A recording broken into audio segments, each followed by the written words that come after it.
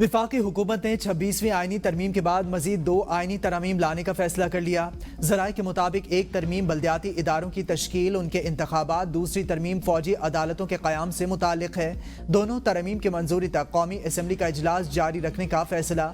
26वीं आईनी तरमीम में JUI की हिमायत हासिल करने के लिए फौजी अदालतों के क़याम वाली शिक निकाल दी गई थी।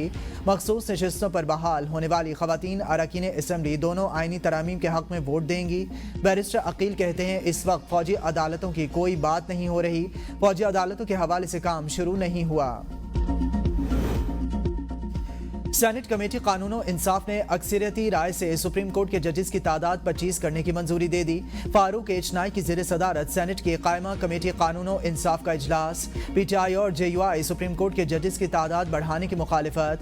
25 जजेस में एक चीफ जस्टिस और 24 जजेस होंगे। सेनेटर कामरान मुर्तज़ा कमेटी इजलास से उठकर चले गए। फारूक एचनाई कहते हैं, पार्लियामान अदलिया के फैसलों में मुदाखलत नहीं कर सकती।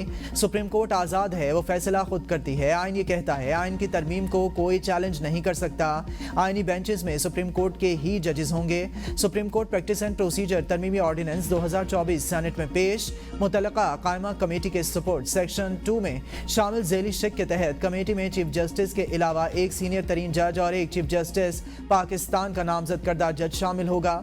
सेक्शन 3 की झेली शिक 2 के तहत आर्टिकल 184 के शिक 3 के तहत समाज से कबल मफादे आमा की वजूहात देना होंगी। ऑर्डिनेंस में सेक्शन 7A और 7B शामिल। 7A के तहत पहले दायर होने वाले मुकदमात को पहले सुना जाएगा। सेक्शन 7B के तहत हर अदालती केस और अपील की रिकॉर्डिंग होगी और ट्रांसक्रिप्ट तैयार किया जाएगा। इलेक्शन कमीशन ने 2 साबिक वज़ीर आज़म को तलब कर लिया। बानी PTI और मियां नवाज शरीफ को नोटिस जारी। नवाज शरीफ की दरखास्त पर समाअत 5 नवंबर को होगी। तौहीन इलेक्शन कमीशन केस में बानी PTI को भी नोटिस, कॉज लिस्ट जारी। नवाज शरीफ ने आईनी तरमीम में पार्टी पॉलिसी के तहत वोट न डालने पर आदिल बाज़ई के खिलाफ 63A के तहत रेफरेंस भेजा। कतर पाकिस्तान में $3 अरब की सरमायाकारी करने पर रजामंद। मुल्क की मईशत मुस्तहकम हो रही है। वज़ीर आज़म की सऊदी वली अहद और दीगर रहनुमाओं से मुस्बत और तामीरी मुलाकातें हुई। वज़ीर इत्तलात अतातार कहते हैं, आइंदा चंद दिनों बाद कतर का वफ़द पाकिस्तान का दौरा भी करेगा। वज़ीर आज़म ने रियाज में मसला फ़लस्तीन पर मौसर आवाज़ उठाई। सऊदी अरब ने मईशत और सरमायाकारी पर आमादगी का इजहार किया। पाकिस्तान की मईशत पटरी पर चढ़ चुकी। दोनों मुल्कों के दरमियान मुआहदों की तादाद 27 से बढ़कर 34 हो गई। पाकिस्तानी आज़मीन हज के लिए वजारत मजहबी उमूर की सेहत पॉलिसी तैयार। डायलिसिस कराने वाले, हार्ट अटैक और सांस फूलने के मरीज हज नहीं कर सकेंगे।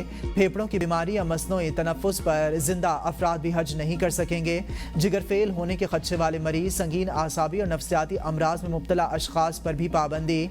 जिस्मानी औज़ा को हरकत देने से माजूर अफराद भी हज पर नहीं जा सकेंगे। कमज़ोर याददाश्त या भूलने की बीमारी में मुब्तला अफराद के भी हज पर जाने की पाबंदी। 7 माह की हामला खातून को भी हज पर जाने की इजाजत नहीं होगी। TB, कैंसर, इन्फ्लुएंजा, डेंगू और कोरोना के मरीज भी हज नहीं कर जा सकते।